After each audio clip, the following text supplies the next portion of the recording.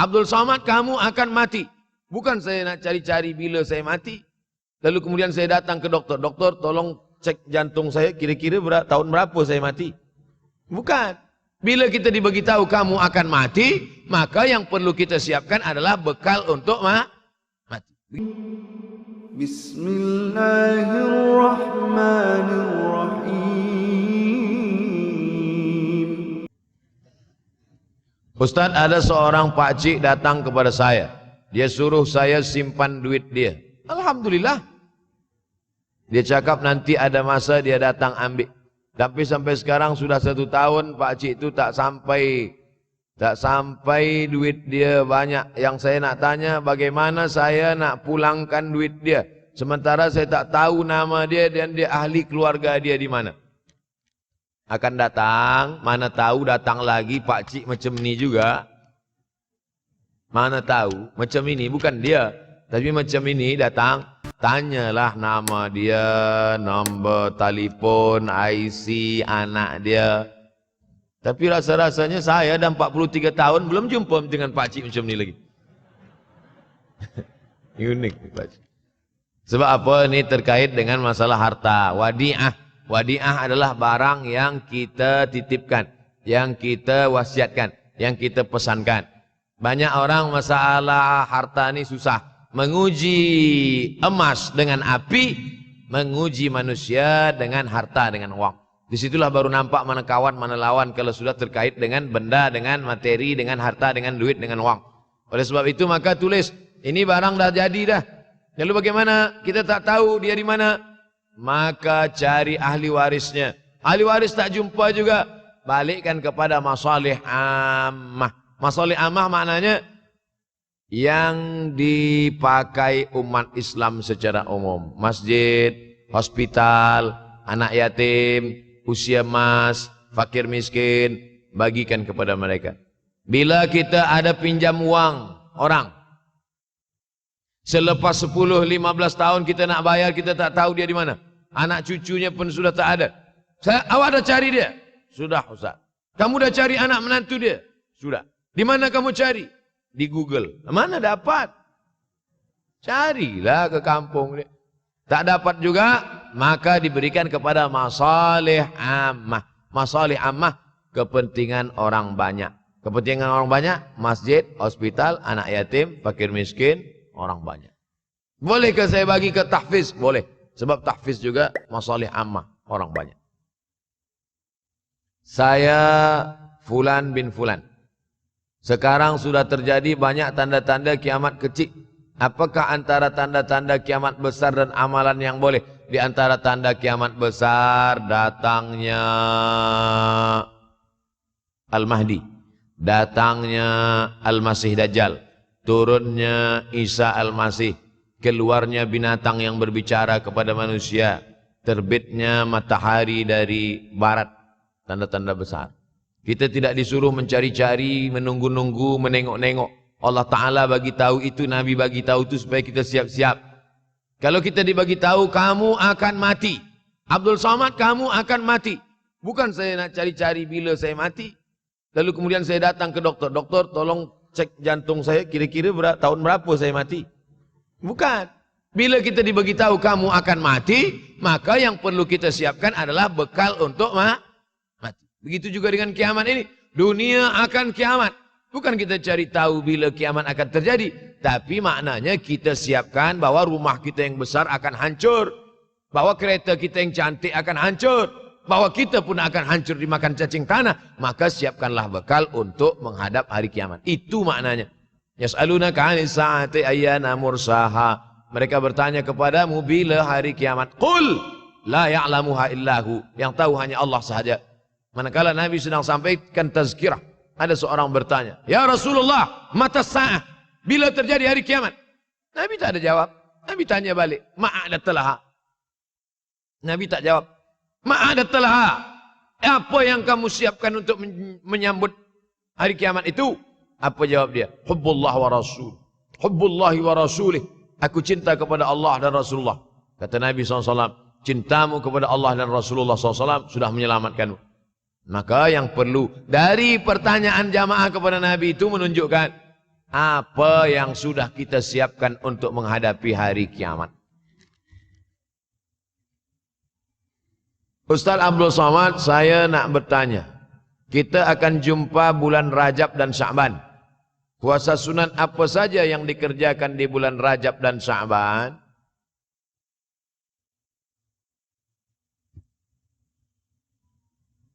Dalam hadis dikatakan salasun mutawaliyatun. Inna iddatash syuhuri 'indallahi 12 syahran fi kitabillah.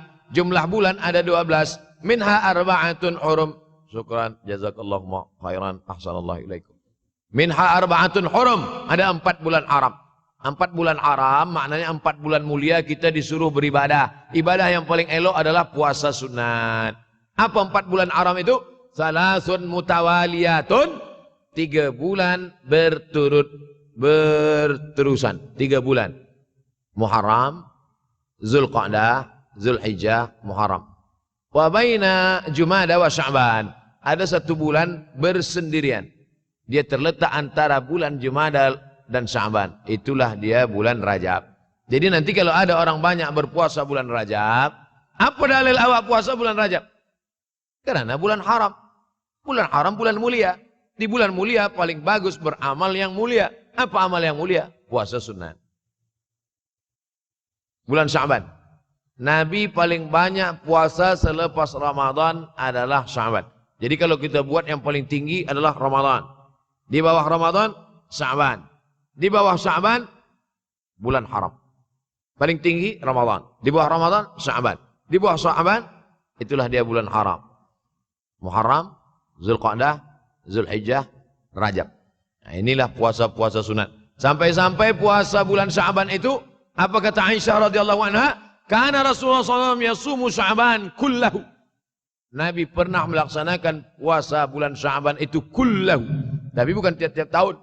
Bukan maknanya tiap tahun Nabi bulan puasa Sya'ban itu full 1 bulan. Tidak. Makna kullahu mu'azzamahu. Sebagian besarnya. Makna kullahu, pernah 1 bulan Sya'ban dia puasa full tapi tidak tiap tahun. Oleh sebab itu banyak-banyak puasa sunat ini elok.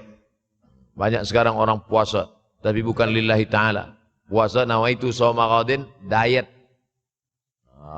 Niatnya tak karena Allah. Berniat puasa karena Allah, dietnya dapat. Berniat diet, Allah tak dapat. Oleh sebab itu maka luruskan niat. Innamal a'malu binniat. Apa doa untuk lembutkan hati seorang lelaki yang kita sayangi? Salat sunat hajat. Usolli sunnatal hajat. Hajatnya apa? Dalam hati. Jangan cakapkan di situ.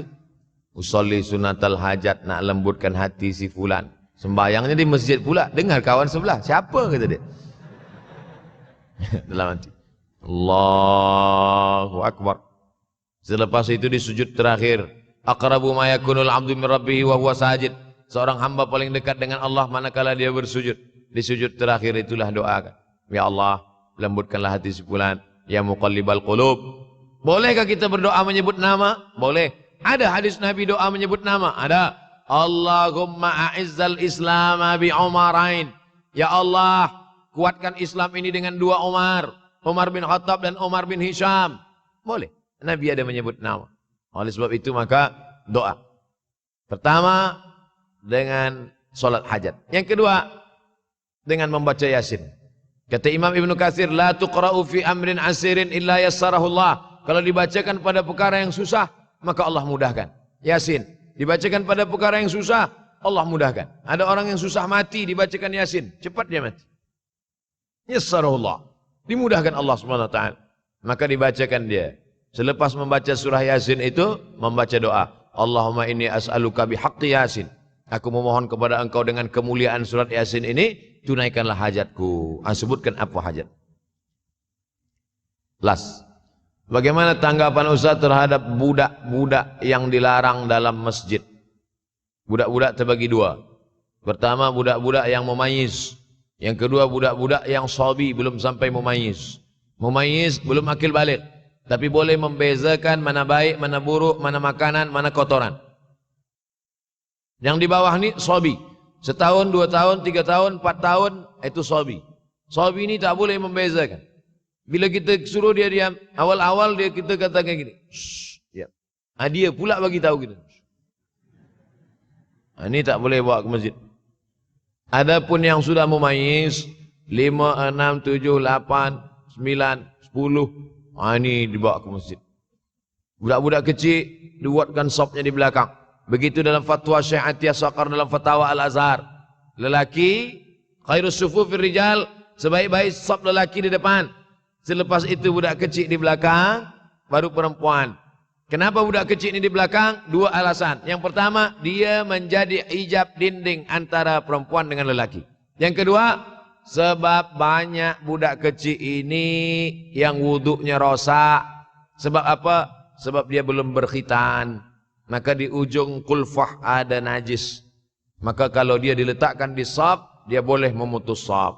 Kenapa masa di Makkah tu banyak budak-budak kecil salat di samping ayahnya? Tak sama budak kecil di sana, budak kecil sini. Budak kecil sana 7 hari khitan.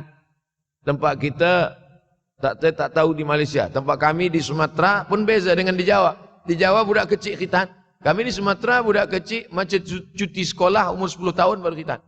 Itu pun banyak juga tak khitan. Yang lain khitan dia lari pula. Oleh sebab itu maka yang belum berkhitan itu ada najis di ujung. Atau dia sudah berkhitan tapi wuduk dia tak sempurna. Oleh sebab itu budak-budak kecil dibawa ke masjid. Kalau dia sudah boleh ditegah, boleh membezakan memayis. Budak kecil ini dibagi 3. Yang pertama sabi. Belum boleh membezakan mana elok mana tak elok. Selepas itu memayis. Sudah boleh membezakan mana elok tak elok. Tapi belum lagi akil balik. Selepas itu amrat. Amrat pakai dal. Amrat maknanya baru saja masuk akil balik. Kalau kita larang budak-budak ni di masjid. Kalau ada budak-budak kecil masih berlari-lari, masih menjerit-jerit. Bersyukurlah. Maknanya masjid kita 20 tahun akan datang masih tetap ada orang yang solat berjamaah. Tapi kalau di masjid itu ada budak-budak lagi, yang ada tua-tua aja. Alamat kapal akan tenggelam. Sekarang banyak di masjid ni isinya orang-orang yang sudah diintai-intai malaikat maut aja. Na'udzubillah. Alhamdulillah masjid kita semua hadir. Budak-budak kecil pun hadir. Pemuda-pemuda belia pun hadir. InsyaAllah 20 tahun akan datang masjid ni tetap ramai solat berjamaah. Anak saya pernah ditampar oleh seorang nenek kerana yang sedang salat dia menjerit dan menangis. Oh, mungkin nenek ini darah tinggi. Maka akan datang, jangan letak dia dekat nenek-nenek. Itulah maka saya sebut tadi di belakang. Memang orang-orang tua ni kadang emosional dia tak lagi terkendali menengok. Kadang jangankan menangis, kita menyanyi pun dia tersinggung. Apalagi menangis. Oleh sebab itu maka kita jaga. Ada setengah orang tua memang tak suka menengok budak kecil. Ini budak ni pergi balik. Kalau tak aku mati dia sipak kata dia. Nauzubillah. Jadi manusia ini kalau sudah 7 ke bawah, 71 ke atas memang macam-macam akhlak, akal dia sudah dicabut oleh Allah. Mudah-mudahan yang kita inginkan. Makanya ada doa supaya jangan sampai an yuradda ila ardhalil umuri. Jangan sampai aku disampaikan pada usia yang hina. Ada manusia ini usianya hina. Sebab apa usia hina? Wa man nu'ammirhu nunakkishu fil khalqi. Siapa yang kami panjangkan umurnya, kami kurangkan kejadiannya. Sudah sampai pada umur itu berkurang kejadian. Kaki berkurang, mata berkurang, telinga berkurang, dan paling mengkhawatirkan adalah akal pun berkurang. Inilah termasuk akal berkurang. Dia tanpa budak kecil itu sebenarnya umur dia sudah hampir-hampir sama macam budak kecil itu juga. Mudah-mudahan kita diselamatkan daripada usia yang hina ini insyaAllah. Di akhir majlis mari kita berdoa kepada Allah supaya kita istiqamah hingga akhir zaman, akhir hayat. Ala hazihi niyah al-Fatihah. A'udzubillahi minasyaitonir rajim. Bismillahirrahmanirrahim. Alhamdulillahi rabbil alamin. Ar-Rahmanir Rahim. Maliki yaumiddin. Iyyaka na'budu wa iyyaka nasta'in. Ihdinas siratal mustaqim. Siratal ladzina an'amta 'alaihim ghairil maghdubi 'alaihim waladdallin. Amin. Allahumma inna na'udzubika minal hammi wal hazan. Selamatkan kami dari susah hati dan kesulitan. Wa minal ajzi wal kasal.